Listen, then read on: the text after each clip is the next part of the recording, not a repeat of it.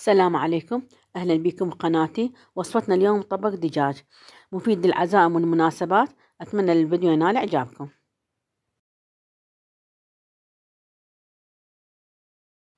هسه بالبداية نغسل الأفخاذ وننظفها تنظيف جيد، وإذا كانت عندك دجاجة تقدرين تقطعيها إلى نصفين أو دجاجة كاملة حسب الرغبة. بعد ما نظفت الأفخاذ وتخلصت من الزوائد رشيت عليها ملح وفركتها بالليمون حتى تخلص من الزفرة.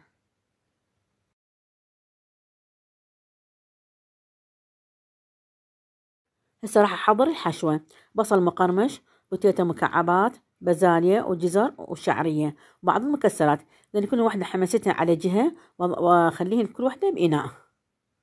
راح أبدأ بسلق الدجاج. خليت مي بالجدر إلى أن غلى، بعدين نزلت الأفخاذ.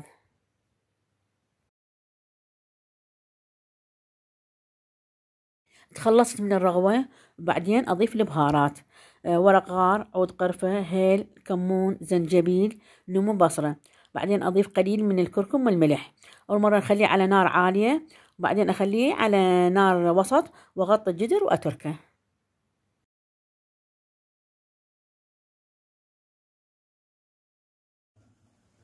هسه استوى الدجاج وراح أرفعه وأخليه بصينية الفرن.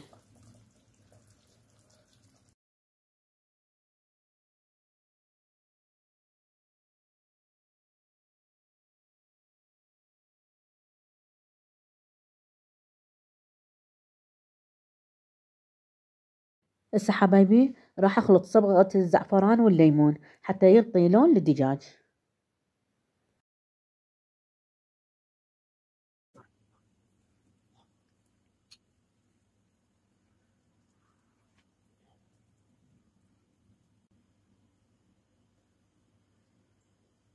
راح أخلي الأفخاذ بالفرن والنار من الأعلى حتى يتحمر وجه الأفخاذ.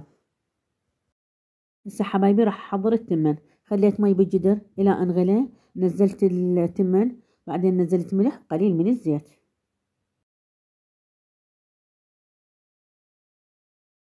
هسه حبايبي خلطت لون غذائي ويا المي ونزلت على التمن، وأضيف قليل من الزيت، بصل مقرمش.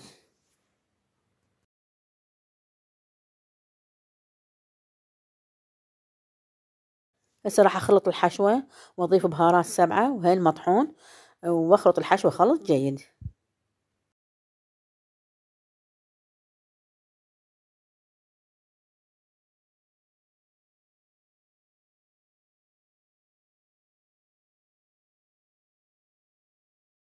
كملت طبختنا. راح أنزل التمن بطبق التقديم والحشوة، وأخلي الدجاج على التمن.